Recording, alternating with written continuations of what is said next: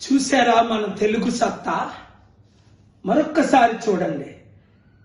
ఈ మంగళవారం మార్చి 12వ తారీఖు ఆంధ్రప్రదేశ్ హైకోర్టులో ఎంత మంచి ఆర్డర్, చరిత్రలో ఎవరు ఎక్కడ సంపాదించిన ఆర్డర్. ఎలక్షన్ కమిషన్ కి మన ఆంధ్రప్రదేశ్ హైకోర్టు నేను వాదించగానే ఆర్డర్ చేశారు. ఏమని? మేలో ఎలక్షన్ జరపండి. ఇదిగోండి ఫస్ట్ ప్రేయర్, మరోసారి మీరు చూడండి. అందరూ అక్కడ ఫస్ట్ ప్రేయర్, మేలో ఎలక్షన్ జరపండి, కౌంటింగ్ వెంటనే చెయ్యండి. గత 3 ఎలక్షన్లు మీరు చూడండి, 10 ఎలక్షన్లు చూడండి. ఏప్రిల్లో ఎలక్షను, 35-40 రోజుల తర్వాత కౌంటింగ్. ఇది ఎవ్వరు సాధించలేరు అని సీనియర్ లాయర్లు, ఈవెన్ నాకు తెలిసిన జడ్జిలు కూడా చెప్పారు. అయినప్పటికీ సమస్తము సాధ్యము. నాకు 8th wonder of the world అని ఎందుకు ఇచ్చారు? ప్రపంచంలో ఎవరికి 747 లేవు. నేను సాధించానా లేదా? లక్షల మంది అనాథులు నేను పోషించానా లేదా? అలాగే మీరు యూత్ వినండి, ఏదైనా మనం సాధించగలమని ఇదే రుజువు.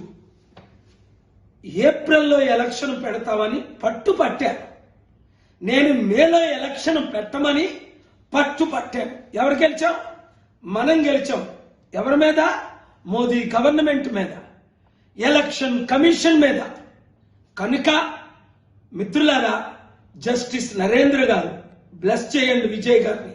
కోర్టు 17 వారు ఇంత మంచి ఆర్డర్ ఇచ్చి ఎలక్షన్ కమిషనర్ కి, అలాగే ఇంకా మీడియా ప్రకటించట్లేదు. మీడియా మిత్రులందరూ మన తెలుగు సత్తా. అదే టైంలో స్టీల్ ప్లాంట్ గురించి ఆర్డర్ వచ్చింది. ఎప్పుడు వచ్చింది? గురువారం మార్చి 14. ఏమని వచ్చింది? స్టీల్ ప్లాంట్ 8 లక్షల కోట్లది 8,000 కోట్లకి ఎందుకు అమ్ముతున్నారు? కనుక స్టీల్ ప్లాంట్ అమ్ముకుంటే నేను ఒక్కడే ఆపాను. ఎలక్షన్ ఏప్రిల్లో జరగకుంటే నేను ఒక్కడే ఆపాను. అది కేవలం దేవుని కృప, మీ ప్రార్థనలు, మీ సహకారం. కనుక మీడియా మిత్రులారా, ఇప్పుడు ప్రజాశాంతి పార్టీని గెలిపించుకోవాలి. 7569441275 అన్ని పార్టీలో ఉన్నవారు ప్రజాశాంతి పార్టీలో చేరుకోండి.